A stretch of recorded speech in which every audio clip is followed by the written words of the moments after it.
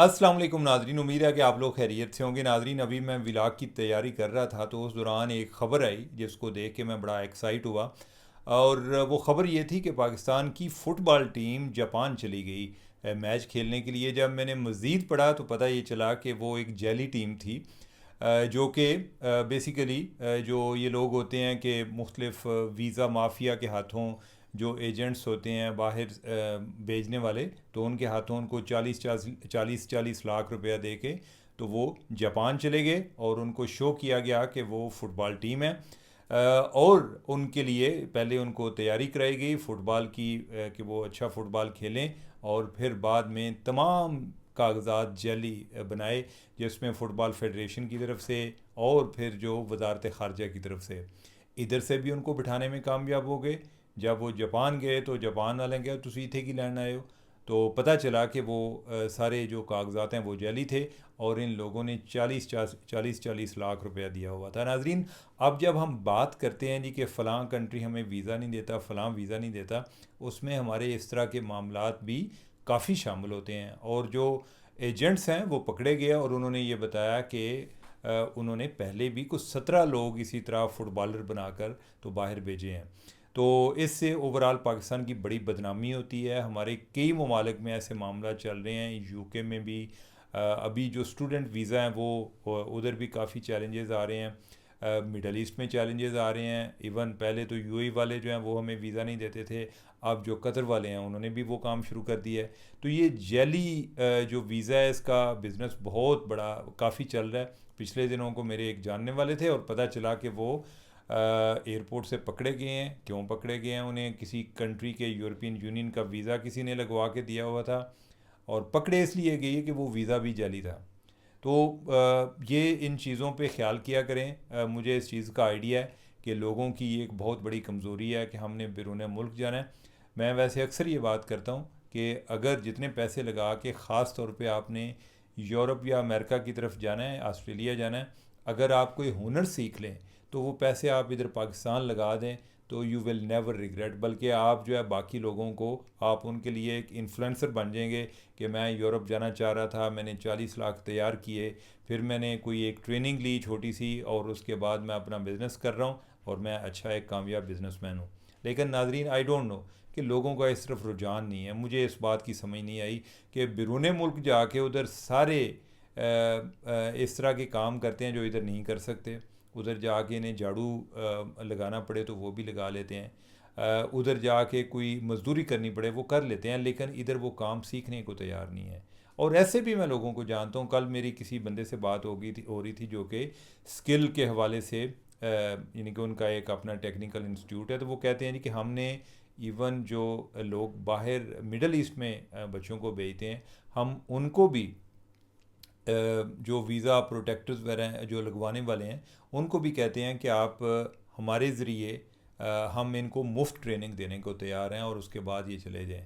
लेकिन कोई मजाल है कि कोई बंदा ट्रेनिंग लेने के लिए तैयार हो? I don't know. यानी कि मुझे इस नफ्सियात की नहीं समझ लगी कि एक तरफ हम हर टाइम रोना रोते रहते हैं कि देखें बेरोज़गारी इतनी ज़्यादा है, वो लड़के जो हैं बैरून मुल्क जा रहे हैं, वो कश्तियों में गिर रहे हैं, वो डूब रहे हैं, लेकिन फिर भी इस हुनर की तरफ क्यों नहीं आते?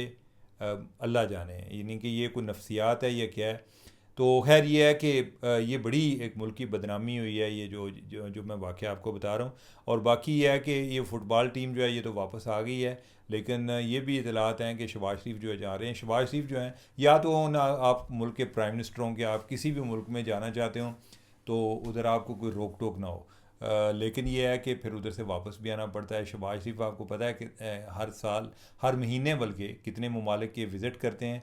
और बल्कि इस तरह लगता है कि जैसे इनकी गेट टुगेदर होती है कि अभी हम जो है अज़रबैजान में मिलेंगे, उधर ईरान के भी आए होंगे, उधर टर्की वाले भी आए होंगे, उधर फलां भी आया होगा, फिर जो है जी हम एससीओ समिट में मिलेंगे, उधर दोबारा से ये सारे इकट्ठे होंगे, गैंग सारा।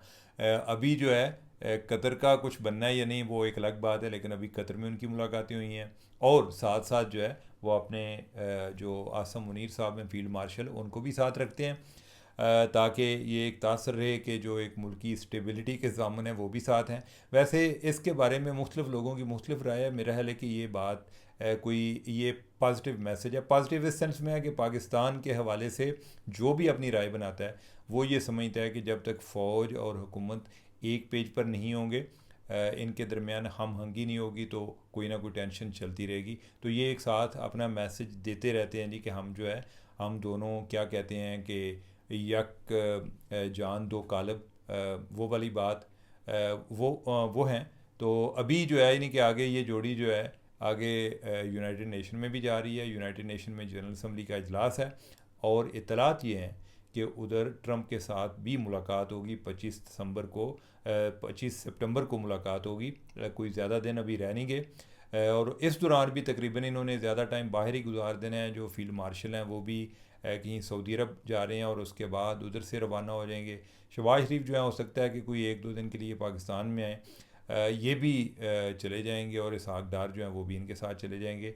तो लेट्स सी, यानी कि हमारे लिए एक जो नेक्स्ट जो एक बड़ी डेवलपमेंट हो सकती है वो यही है कि ट्रंप के साथ जो मुलाकात है, और अभी कोई रिसेंटली कोई अमेरिकी कंपनियां पाकिस्तान में होकर गई हैं, वो कोई अर्थ मिनरल्स में कोई इन्वेस्टमेंट करना चाह रही हैं। क्वाइट लाइकली कि कोई इस हवाले से डेवलपमेंट हो जाए, कोई मेजर ब्रेक थ्रू आ जाए। ओवरऑल इन्वेस्टमेंट नहीं आई है, इसके अलावा हमारी खारजा पॉलिसी अच्छी चल रही है, अल्लाह करे इन्वेस्टमेंट भी है, ओवरऑल पाकिस्तान का तासर जो है वो बेहतर हो।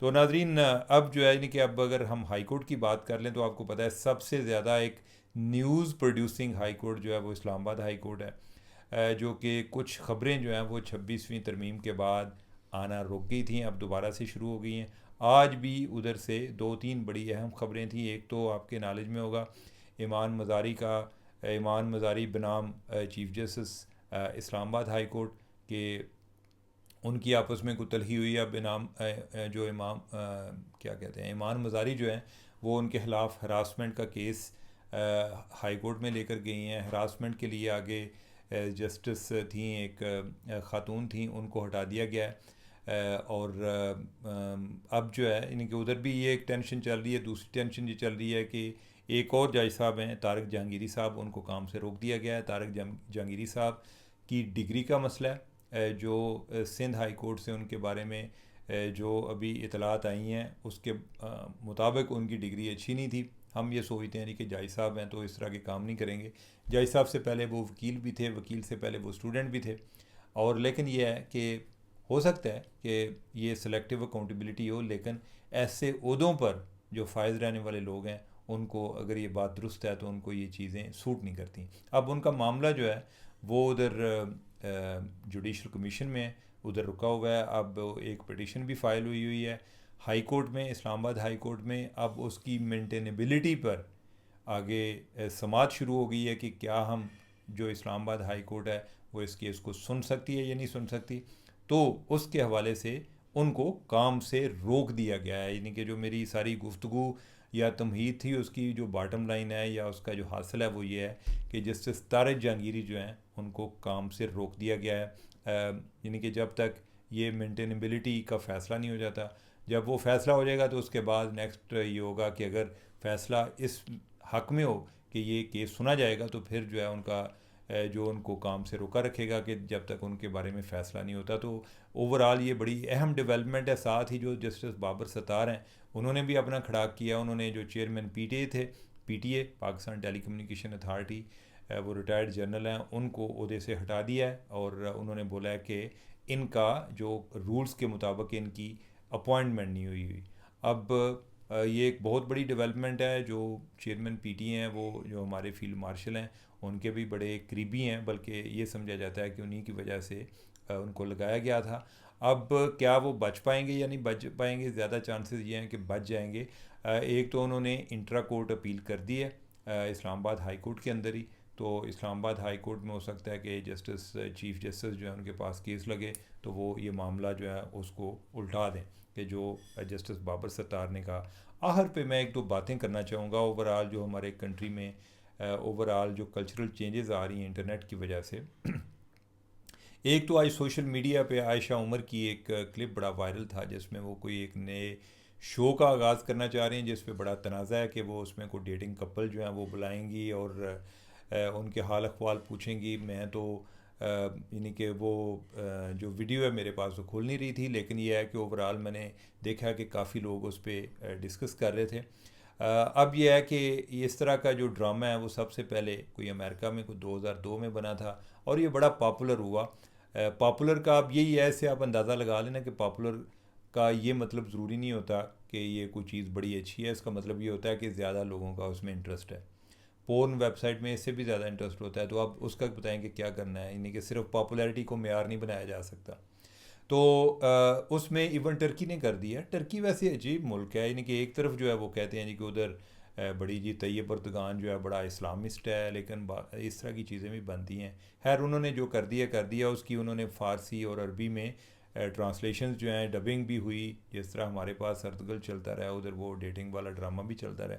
अब जो है यानी कि पाकिस्तान को लगा कि हम जो है ना इस काम में पीछे रह गए हैं, तो आयशा उमर ने ये काम शुरू किया है। उस पर काफ़ी तनकीद हो रही है और मेरा ख्याल है कि इन चीज़ों को हम जितनी देर रोक सकते हैं, आई डोंट नो कि ये मुश्किल हम रोक सकते हैं, लेकिन जितनी देर रोक सकते हैं या इसकी मुखालफत हो सकती है, इन चीज़ों से हमें बचने की कोशिश करनी चाहिए। ओवरऑल इसका सारा इम्पैक्ट जो है आपकी कल्चर पर होता है।